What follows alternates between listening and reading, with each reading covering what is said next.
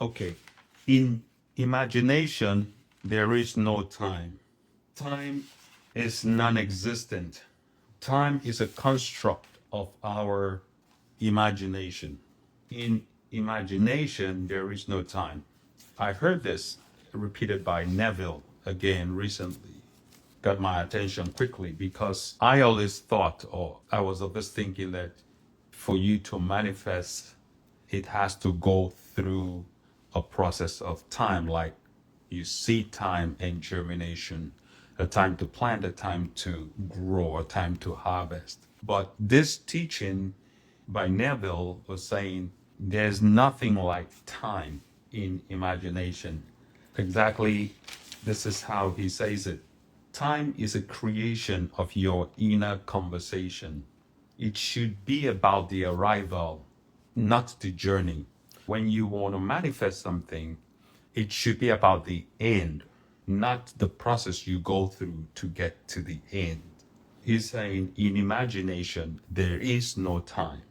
That is why when you affirm something, it has to be present, it has to be personal, and it has to be definite. It has to be present, personal, and in my three P's: present, personal, and present tense, personal, and positive. That's the one. Definitely, it has to be positive. But I'll give you some positive affirmations that people make. It sounds good, but just watch these affirmations. Affirmations like, let's say somebody, you're looking for financial abundance, right? You can affirm things like, things are getting better. I'm moving towards prosperity. My debts are gradually decreasing. Those three affirmations, they sound good. They sound positive, right? But pay attention to the words being said because you're talking about a gradual change. That means it's an endless becoming. It's endless, it's not specific. Things are getting better. Yes, things are getting better. It sounds positive, moving towards prosperity. Again, it sounds positive, it sounds dynamic. And the third one, my debts are gradually decreasing.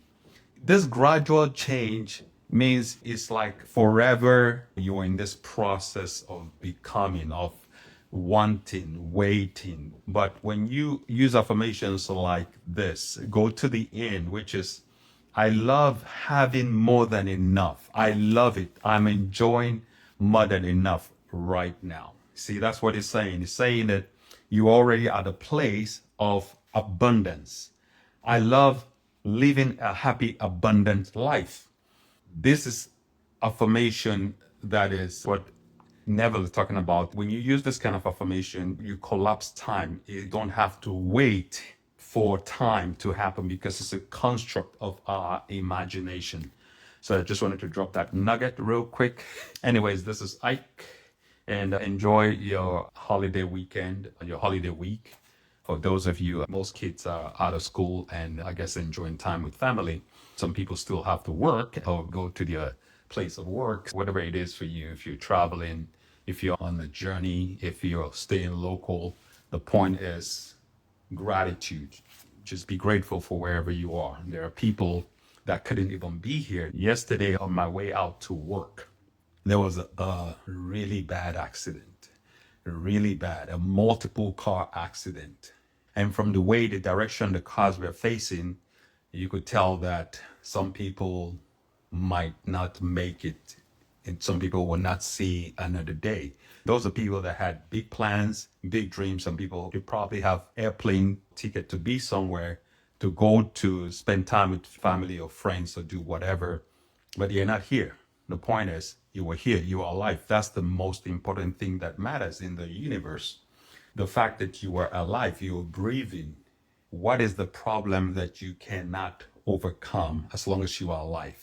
If you are dead, I guess your problems are over, right? You have to be alive to be able to overcome challenges, to be able to overcome financial difficulties, to be able to overcome relationship problems, to be able to overcome work problems, to be able to overcome whatever you're struggling with. What are the four basic challenges that human beings have is either in finance, relationships, spirituality, and work. source of income. Aside from those areas, what other areas do people have challenges? I heard a mother almost at a point of tears for her son that is not doing well in school. So those are issues, those are situations that happen.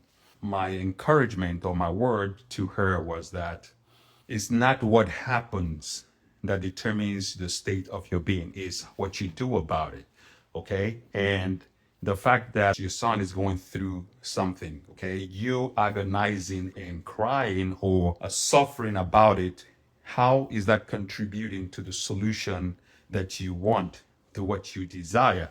If you are in pain because you're constantly thinking things are not all right, the way the mind works, once you get on that roller coaster, it just creates more negative things. You start thinking, what if he drops out of school? What if he gets kicked out? What if this? What if he loses his financial aid or scholarship? What if this? What if that? What if he cannot get this car or that car? What if he can't drive? The mind just keeps creating scenarios and scenarios and scenarios. And you understand that all human fears is what? Where? In the mind. There are no real fears that happen in reality. As a matter of fact, there's a statistics. The numbers was like, I'm going to paraphrase this. I'm not going to say it exactly because that numbers, I don't have those numbers in my head right now, but I know what the numbers I'm talking about. 85% of all human fears about things that will never happen. The real fears of things that can happen, I think it was 5%. But the mind has a way of generating scenarios and circumstances because of the negative wiring of the mind, because of environment, culture, and peers. They say, show me who are your 5 closest friends or group, and that's who you are. Your reference group. We are always a carbon copy of our reference group. Think about the 5 people you've talked to today. Think about the 5 people you've talked to this week, or you've talked with, or you've interacted, or you've had conversations. What are the conversations about? Who's always creating fear in that group, or who's always positive and encouraging? Who's always the person that will criticize or look at the worst that can always happen? Who's always analyzing all the what if this happens, what if that happens, all the negative Nancy in that conversation? Just think about it and tell me if this is a positive word or not. If you are in a reference group that is positive or that is helping you grow or that is not contributing in a positive way in your life. That was the story, right? On my way to work, this accident was so bad and it involved multiple cars. My point of sharing this story is gratitude. Gratitude is not even about what you have. It's not even about just physical things. The fact that you're breathing air, and the fact that you can witness the sunset, the fact that you have a place, a roof above your head, or the fact that you can see a plant blossom, all the beautiful things in creation happens effortlessly. The waves of the ocean, the way the leaves respond to air. Oftentimes we take for granted that the fact that we can even breathe. Try closing your nose for 20 seconds and tell me if how much you will value the fact that you have air to breathe. That is gratitude. Gratitude is about what is that we are not even aware of. Anyways, I had a patient that had a PET scan radiation. I saw 8 patients today for a radiation PET scan. These are people that are going through different stages, either tumor, cancer, some sickness, or some finding out about a new diagnosis. Some people went for physical, they noticed a lump on some part of their body, and the doctor requested a PET scan. They come to me, I have to explain the test and go through the whole procedure. This one lady, she had a beautiful voice. She is in her 80s, very beautiful voice. And she had a presence, the way she carried herself, the way she spoke, very eloquent. And there was just something about her. I noticed it in the course of our conversation. She tells me, oh, I was the leading character in the 101 Dalmatians movie. It was my voice. I voiced that character for Disney. This was a Disney movie in 1961. She was the leading character. And it happens to be that she's done like tons of films and different movies, but her relationship, her marriages, the kids that she had from that relationship, she was just very warm, nice, and very responsive. The beautiful thing is, when I encounter people like this, I'm grateful for my environment, for what I do, the fact that I'm able to affect people's life and be of help in the cure or in the diagnosis process for the betterment of their health. I'm very grateful for those kind of things. But fast forward the whole story because I'm holding back some things. The fact is that the universe will bring people into your circumference, into your vibration, the law of vibration.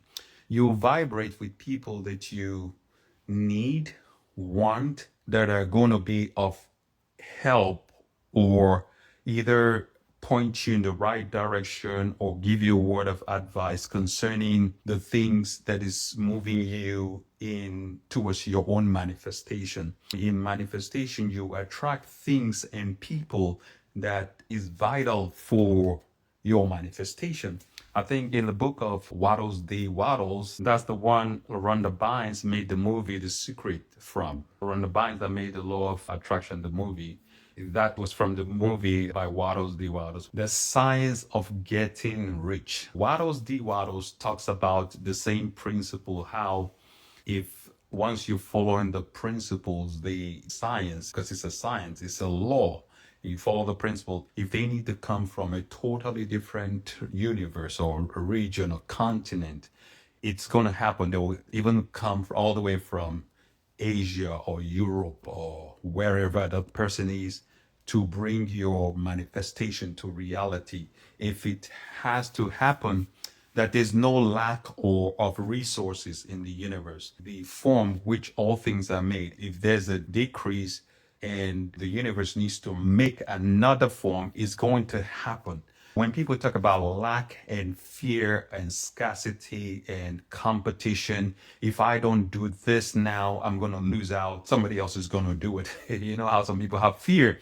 If I don't invest in this fund now, they will make all the money. If I don't buy this house now or sell this house now, I'm going to lose out or miss out if I don't do this now. When you operate in that mindset, there's no end to all the possibilities of things that can go wrong.